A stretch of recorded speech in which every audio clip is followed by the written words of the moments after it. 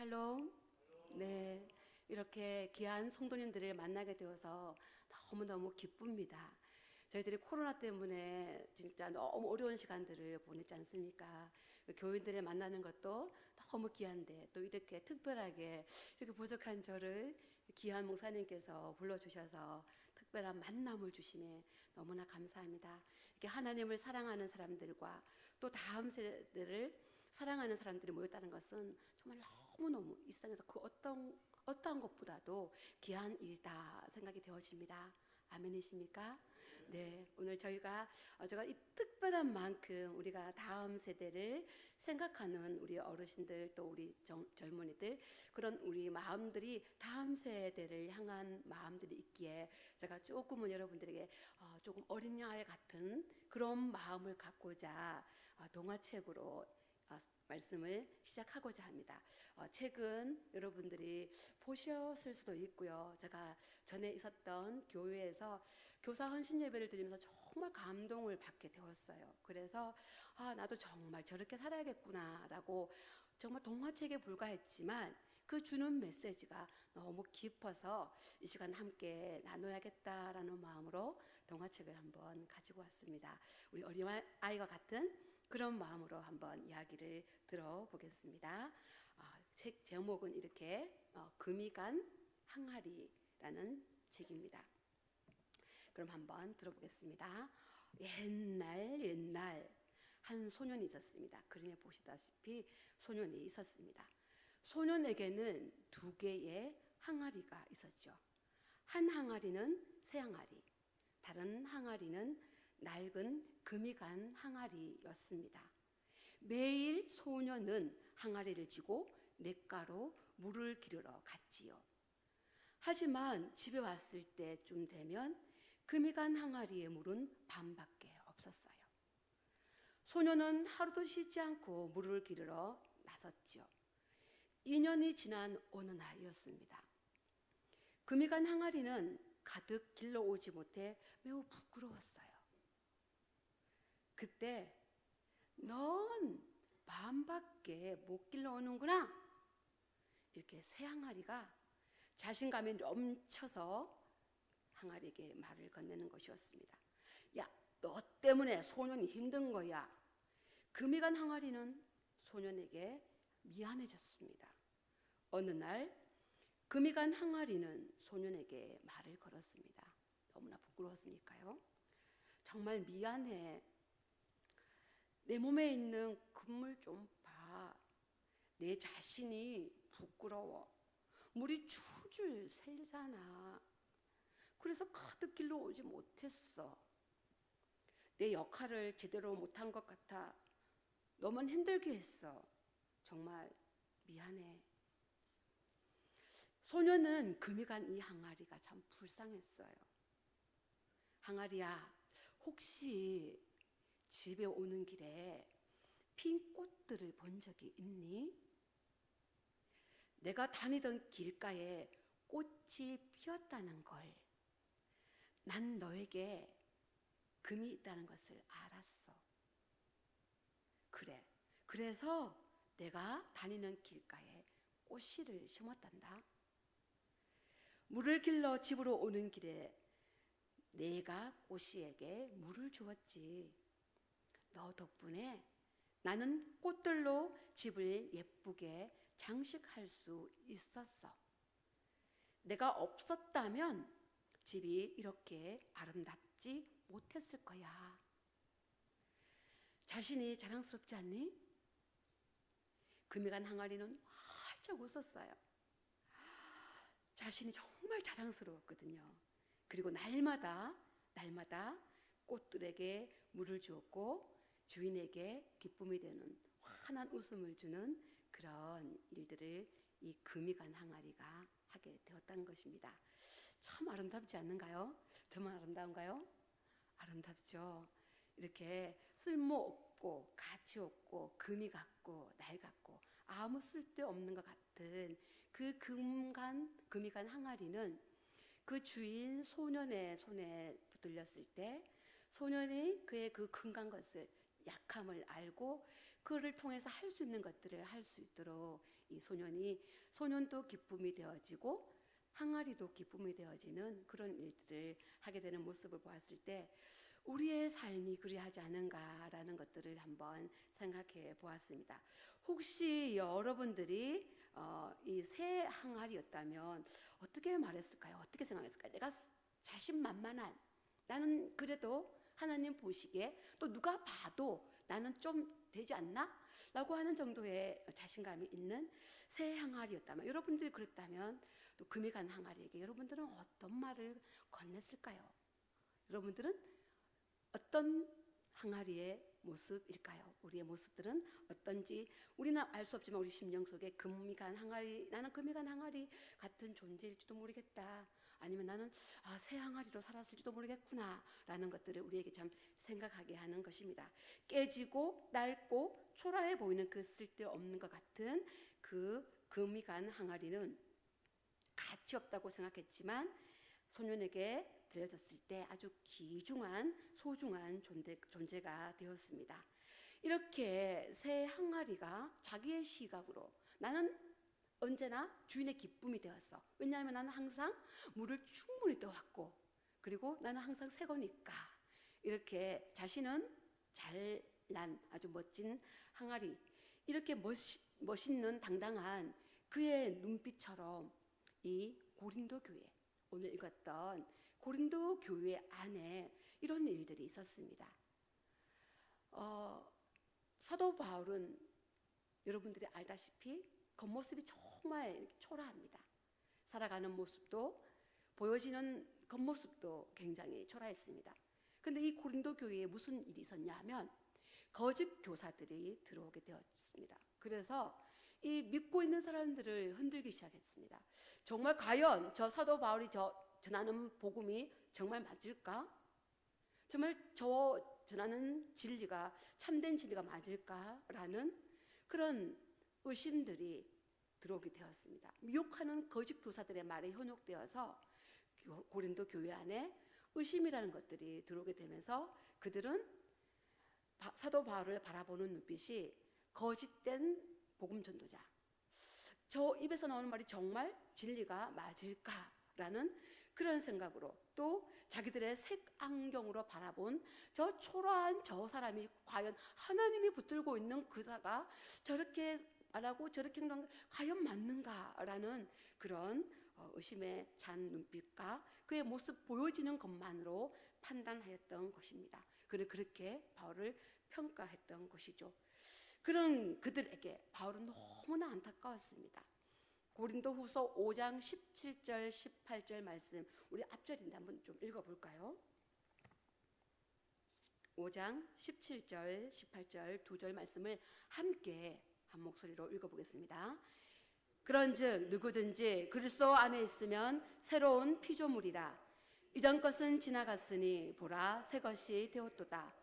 모든 것이 하나님께로 났으며 그가 그리스도로 말미암아 우리를 자기와 화목하게 하시고 또 우리에게 화목하게 하는 직분을 주셨으니, 사도 바울의 그 심정 속에는 내가 새로운 피조물이다, 하나님께서 나를 새롭게 하였고 나는 새로운 피조물이 되어서 하나님과 화목한 관계를 가진 사람이요, 나를 통하여서 또 사람들을 화목케 하는 직분을 감당하게 하는 그런 나에게 이 사도 직분을 주었다라는 아주 자신 있는 하나님 앞에 자신의 정체감, 자기의 존재, 그것을 가지고 있었던 사도 바울이었습니다.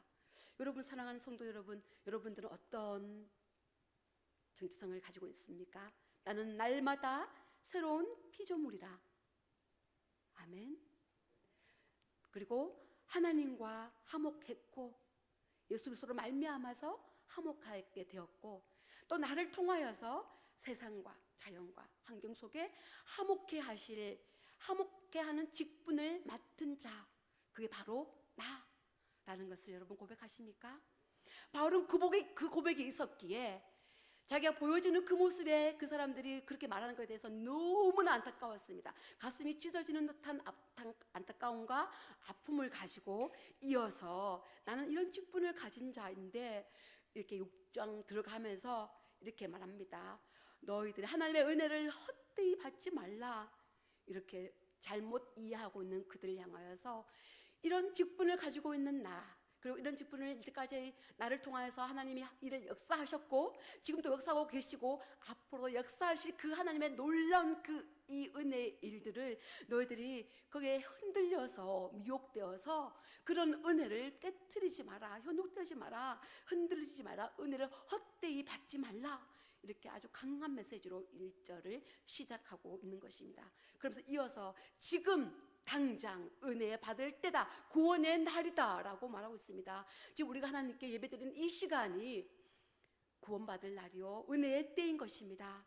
항상 우리가 하나님 앞에 드려지는 이 시간들이 하나님 앞에 서 있는 이 때가 구원받는 때이요 하나님의 구원의 날이요 은혜 베풀 때이라는 것을, 그 때인 것을 우리가 바울처럼 알기를 간절히 소망합니다.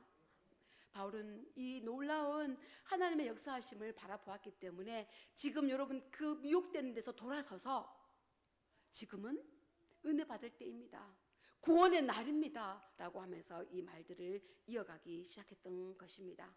그래서 이어서 바울은 자기가 이 고백, 내가 지금 이렇게 하나님께서 놀랍게 나에게 은혜를 베풀었던 그 고백을 역설법을 통하여서 8절에서 10절까지 7번에 반복되는 사도로서의 자신의 역설적인 삶의 모습들을 전달하고 있습니다.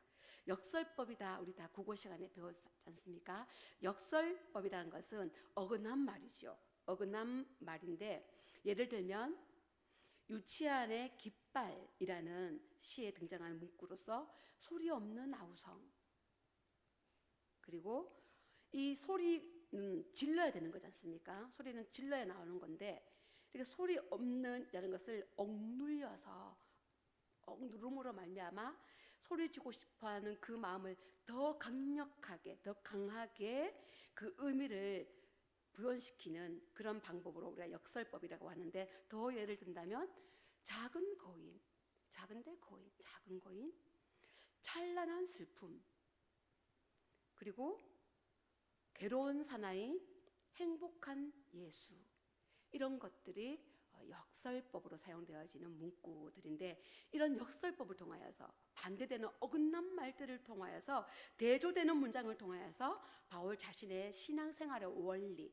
내가 영적 승리의 그 원리들을 역설법을 통하여서 이렇게 8절에서 10절까지 말씀을 전해주고 있습니다.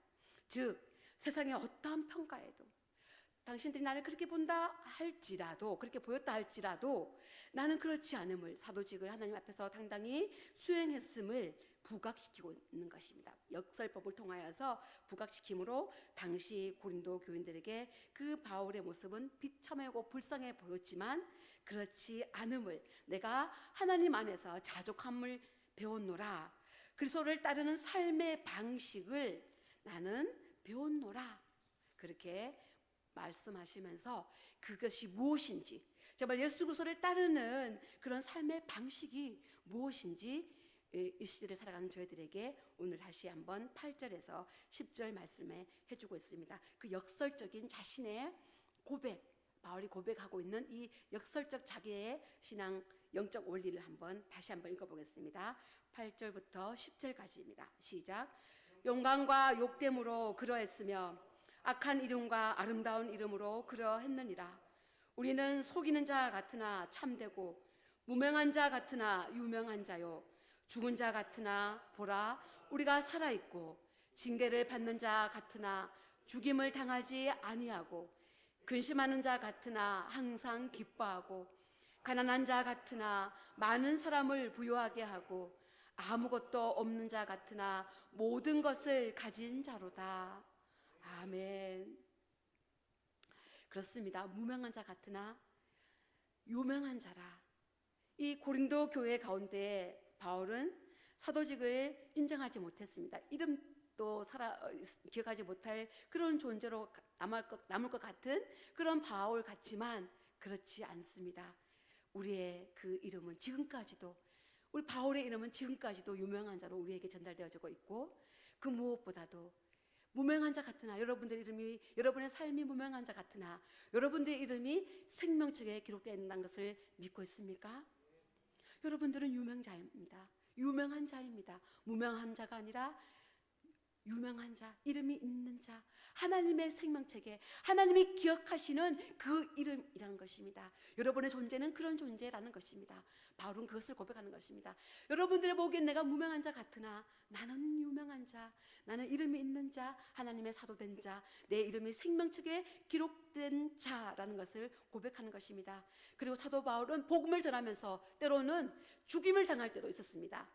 바울이 죽은 줄 알고 매로 맞고 돌로 쳐 죽임을 당하는 그런 아주 어렵고 고난스러운 그 상황 속에서 그가 죽은 줄 알고 정말 성 밖으로 던짐을 받는 그런 때도 있었습니다. 그러나 그런 정말 내가 곧 죽음에 이를 것 같은, 죽은 것 같은 그때에 여러분들이 죽었구나 라고 하였을지 모르나 난 지금 이렇게 살아있노라. 죽은 자 같았으나 나는 살아있다. 그리고 그 이름이 살아있다. 이렇게 자신의 고난당함 속에서 살아있음을 고백하고 있습니다. 징계를 받아서 내가 피를 흘리고 배가 고프고 추위와 싸워야 되는 그런 어려움 속에서도 죽임을 당하지 아니하고 주님께서 지켜주심으로 말미암아 내 생명을 주님께서 붙들고 계심으로 말미암아 바울은 자신의 몸에 예수 그리스도의 그 십자가의 흔적을 가지고 항상 자신이 그 모든 것들을 이겨내었노라. 나는 그런 자노라. 그래서 나는 슬퍼 보이나 욕돼 보이나 그러지 않다. 영광되다. 나는 이런 아름답지 않은 것 같으나 악한 것 같으나 나는 아름답다. 나는 속인 자 같이 여러분들이 거짓되다 말하지만 나는 참되다. 이렇게 고백하고 있는 것입니다. 그렇습니다. 그는 그리스도가 당한 십자가의 죽음 같은 그런 고난을 경험했지만 불평하지 않았습니다. 오히려 기뻐했다는 것입니다. 우리 그럴 수 있을까요? 내가 고난을 당하면서 어려움을 당하면서 기뻐할 수 있을까요? 그러나 바울은 기뻐하면서 그래서 억지로 견뎌내면서 기뻐한 것이 아니라 그래 내가 예수 믿는 자로서 이런 고난은 당연한 거지.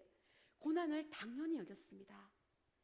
우리 성도 여러분, 고난은 하나님께서 우리를 더 멋진 하나님의 사람으로 더 단단하게 우리를 연단하기 위해서 주시는 선물인 것입니다. 그렇게 믿으십니까? 그저 피해야 될 어려운 것들이 아니라 바울은 그렇게 정말 여겼습니다. 고난이 오는구나. 나에게 하나님께서 더 나를 성장시키시고 나를 더 단단하게 하시기 위해서 이런 고난이 오는구나. 그래, 예수 그리스도의 고난에 비하면 나의 고난은 아무것도 아니지. 오히려 고난아 닥쳐와라. 어떠한 고난이 닥친다 할지라도 나는 이겨내리라. 주님과 함께 견뎌내리라. 나는 돌파할 수도 있다라는 그런 신앙이 바울에게 있었던 것입니다. 그런 마음이었기에 그 고난이, 그 고통이, 그 아픔이 불행, 슬픔, 어려움이 아니었던 것입니다. 지금 이 시대에 너무나 어렵다고 합니다. 경제적으로 또 정치적으로 사회적으로 여러 분야가 우리를 어렵게 하고 힘들게 하는 부분들이 많지만 우리가 이때 그 예수 그리스도의 이 사순절 그 길을 따르는 자로서 또 사도 바울의 그 고난의 길을 따르는 자로서 우리에게 이 어려움은 고난아 나에게 와라. 내가 물리치리라. 내가 뚫고 돌파하리라. 그렇게 외치며 우리가 이 어려운 시기를 당당히 사도 바울처럼 이겨내는 저희들 되기를 간절히 소망합니다. 정말 이 바울은 화목해하는, 내가 하나님과 화목했기 때문에 이 화목해하는 직분을 감당하기 위해서 기뻐하면서 당연한 것으로 여겼노라 라고 고백하고 있는 것입니다. 그리고 7절에 와서는 이렇게 말하고 있습니다. 이렇게 내가 복음을 전하는 데 있어서 꺼리끼지 않기 위해서 노력했다. 우리가 잘 알고 있지 않습니까? 사도 바울이 먹는 것에 대해서 제사에 드렸던 음식을 먹느냐 먹지 않느냐에 대해서 사람들이 많은 질문을 던졌습니다. 이 과연 제사 드린 음식을 먹어도 되느냐 먹지 말아야 되느냐 이렇게 물을 때 사도 바울은 나는 괜찮다. 그 음식이 보이지 않는 그 의상에게 드려진 그것은 나는 괜찮다. 그렇지만 중요한 것은 그것을 먹는 것을 보험으로 인하여서 누군가가 그것으로 시험이 든다면, 누군가가 그것으로 인하여서 마음이 불편하다면, 그러면 나는 먹지 않겠다.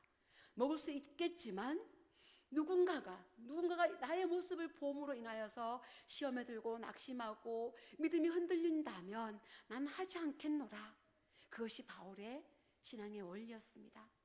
나는 할 수 있으나, 나는 자유자이나 누군가가 나로 인하여서 시험에 든다면, 어려움에 빠진다면 하지 않겠노라 라는 것이 오늘 이 3절 말씀에도 그대로 적용되어지는 것입니다. 꺼리끼지 않게 하겠다. 나는 비방받지 않고 누구에게도 아무에게도 꺼리끼지 않게 하기 위해서 나는 하나님의 일꾼으로 자천하여서 많은 것을 견뎠다. 이렇게 고백하고 있는 것입니다. 환난도 궁핍도 고난도 메맞음도 갇힘도 난동과 수고로움과 자지 못한가 먹지 못한 가운데도 본인이 이 모든 어려운 가운데도 이 모든 것들을 넉넉히 이길 수 있었던 그 비결은 무엇인가 하면서 7절 다시 한번 말하고 있습니다. 6절 7절 한번 읽어보겠습니다. 시작. 깨끗함과 지식과 오래 참음과 자비함과 성령의 감화와 거짓이 없는 사랑과 진리의 말씀과 하나님의 능력으로 의의 무기를 좌우에 가지고 이거였습니다. 어떠한 환난과 궁핍과 고난과 메맞음과 갇힘과 난동과 수고로움과 자지 못한가 먹지 못한 가운데도 내가 이 모든 것들을 이길 수 있었던 그 비결, 그것은 바로 7절에 더 강조하고 있습니다. 진리의 말씀과 하나님의 능력으로 의의 무기를 좌우에 가지고 이것을 이겼노라 라고 하고 있는 것입니다. 진리의 말씀은 우리를 그 어떠한 것도 이겨낼 수 있게 하시는 능력의 말씀입니다. 하나님의 능력의 의의 무기를 좌우에 날선 말씀의 검으로 우리는 살아가는 자들입니다. 우린 다시 세상으로 나아갈 때 우리가 가지고 나가야 될 것은 하나님의 말씀입니다. 우리의 직장이나 우리의 가정에나 우리에게 가장 필요한 것은, 이 시대에 가장 필요한 것은 하나님의 말씀입니다. 말씀만이 우리를 바르게 설 수 있고 그 어떠한 것에서 이길 수 있게 하는 힘이라는 것입니다. 바울이 그렇게 이 7절에서 강조하고 있는 것입니다. 내가 그 모든 것을 정말 죽음의 위기까지 있는 그 고난에서도 이길 수 있었던 그 비결은 바로 능력의 말씀이다 라고 하는 것입니다. 진리의 말씀이, 하나님의 능력의 말씀이 나에게 무기가 되었기에 내가 이렇게 이길 수 있었노라. 이 고백이 우리의 고백이 되기를 소망합니다. 그는 걸림돌이 아니라 디딤돌로 살고자 하였습니다. 사랑하는 성도 여러분, 이제 우리의 헌신이, 우리의 희생이, 우리의 삶을 살아왔던 우리의 모든 것들이 우리의 다음 세대들에게 걸림돌이 되는 것이 아니라 디딤돌이 되어야 하는 것입니다. 꺼리낌이 없는 자로서 우리 아이들이, 우리의 다음 세대들이 우리를 통하여 우리를 딛고 한 발짝 더 하나님 가까이, 한 발짝 더 멀리 이 세상을 아름답게 만들어갈 그런 다음 세대의 디딤돌로서 우리는 세워져야 될 것이고 우리 아이들을 키워내야 할 것입니다. 그것이 이 바울의 사명이었고 또한 그 사명이 지금 이 자리에 앉아 계시는 우리 성도들의 사명입니다. 아멘. 우리는 그것을 바울처럼 넉넉히 감당하는 저희들 되기를 간절히 소망합니다. 바울이 이와 같은 사명을 감당할 수 있었던 것, 그 진리의 말씀, 우리가 역시 감당할 수 있는 이 사명은 오직 주의 말씀의 능력. 그래서 우리 모든 성도님들 근심하고 있습니까? 슬픔에 빠져 있습니까? 가난으로 인하여서 마음이 무겁습니까? 우리 이제 이 바울처럼 하나님, 이것이 나에게 더 큰 것을 주기 위한 하나의 과정인 것을 제가 고백합니다. 과정에 있다는 것을 제가 고백하며 버텨보겠습니다. 견뎌보겠습니다.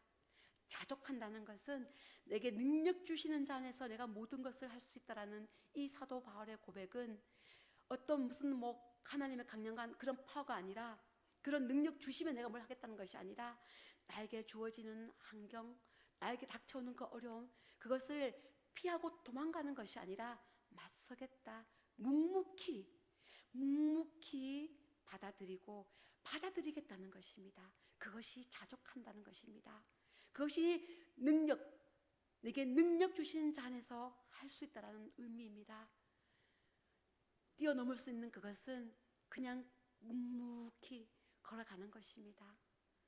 우리는 그 걸음, 뚜벅뚜벅 걸어야 될 그것은 묵묵히 이 나에게 닥쳐오는 그 모든 것들을 그대로, 내가 넘어야 될 산이구나, 내가 건너야 할 물이구나, 내가 가야 할 가시밭길이구나, 내가 가야 하는 곳이구나 받아들임으로 하나님이 함께 하시는 그 능력으로 걸어갈 수 있기를 소망합니다.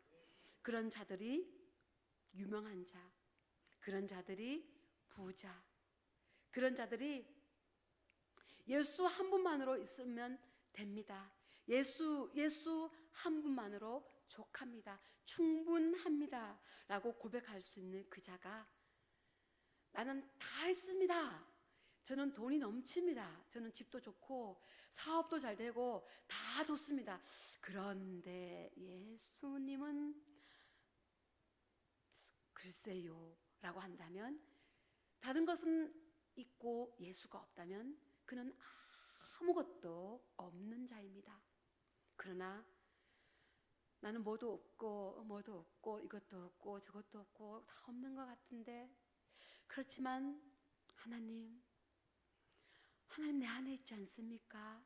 하나님 내 인생의 주인이셨지 않습니까? 내가 지금까지 살아오는 그 걸음 하나님께서 지켜주셨고 동행해 주셨고, 하나님 나의 진정한 왕이지 않습니까? 하나님 나의 주인이십니다.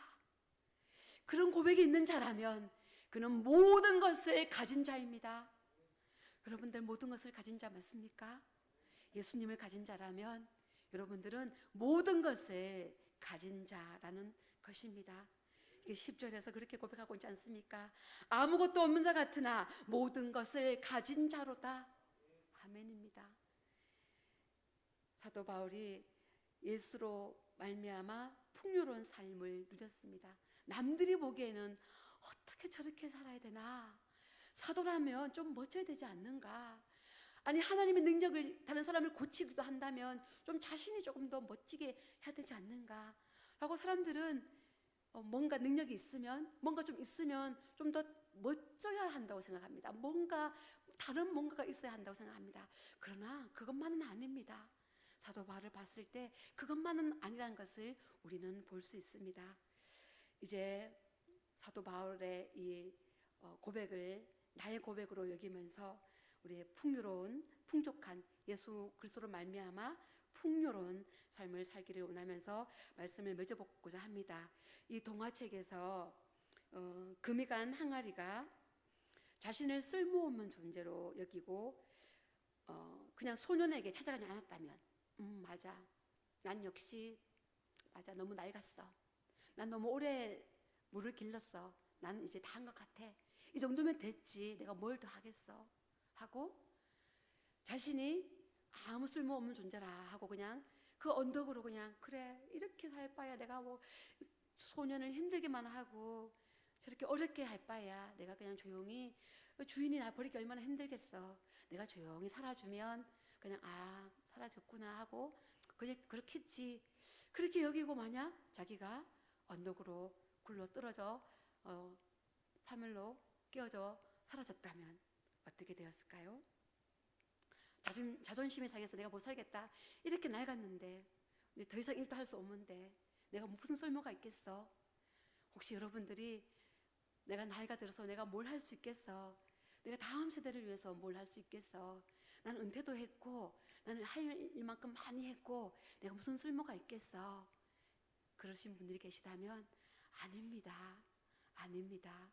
하나님께서는 또 지금 나에게 지금 이 시점에서 이 고난을 뛰어넘고 이 교회의 위기 속에서 다시 제가 소문을 들었을 때 이 구미영락교회가 부흥하고 있다는 소문이 들렸거든요. 이런 이때에 내가 할 수 있는 일이 뭘까? 내가 뭔가 할 수 있는 일이 있지 않을까? 그렇게 여러분 다시 하나님의 소명 앞에 다시 한번 섰으면 좋겠습니다. 이 금이간 이 항아리가 그렇게 하지 않았어요. 소년을 찾아갔어요. 자기의 그 심정을 그대로 말했어요. 정말 너무 슬프다, 부끄럽다, 내가 너무 미안하다. 그렇게 자기의 그대로 이야기를 하게 되었지요. 여러분 놀랍게 이 1절 말씀에 은혜를 헛되이 받지 말라 이 말씀의 원어에는 항아리를 깨다입니다.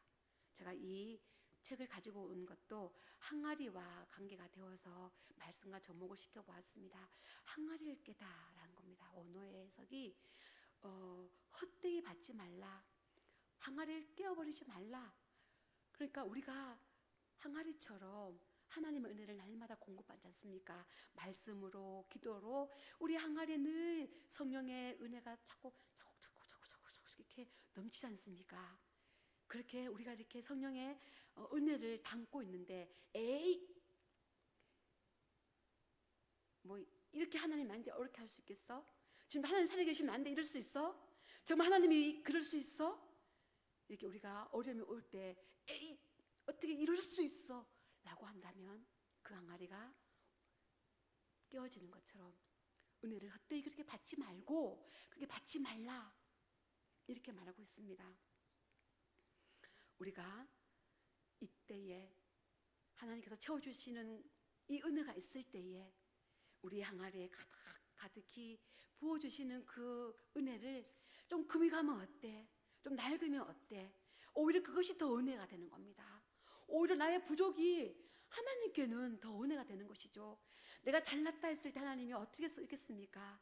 오히려 나의 부족 때문에, 나의 금감 때문에, 나의 오래된 낡음 때문에 그 주인이, 이 소년이 꽃씨를 심었다지 않겠습니까? 우리 이 지역에 하나님께서 생명의 씨앗들을 심어 두었습니다. 여러분 보이십니까? 여러분 보셔야 됩니다. 이 여러분이 살고 있는 이웃들, 이 교회를 가면서 가는 길거리, 그리고 여러분의 아파트, 여러분의 주택, 그 주변에 하나님께서 생명의 씨앗들을 심어 놓았다는 것입니다.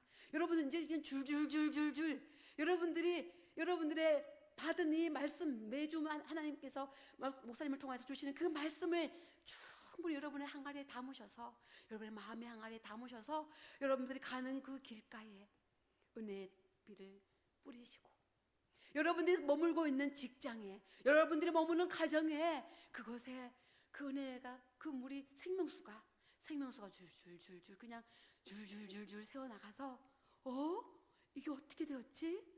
너무 아름다운 꽃이 피었네. 여기도 꽃이 피었네. 여기도 꽃이 피었네.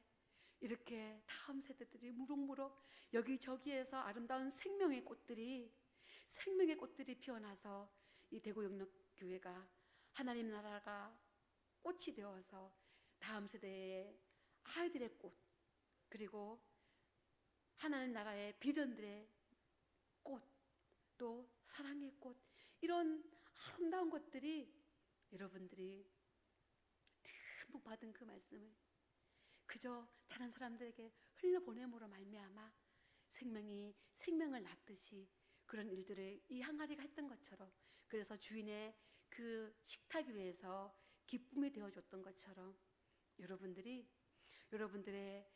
부족함을 통하여서, 나약함을 통하여서, 다른 사람들이 뭐라 하든, 저 밖에 있는 사람들이 우리 교회를 향하여서 뭐라 욕하든 무엇이라 말하든 거기에 쫄지 마십시오.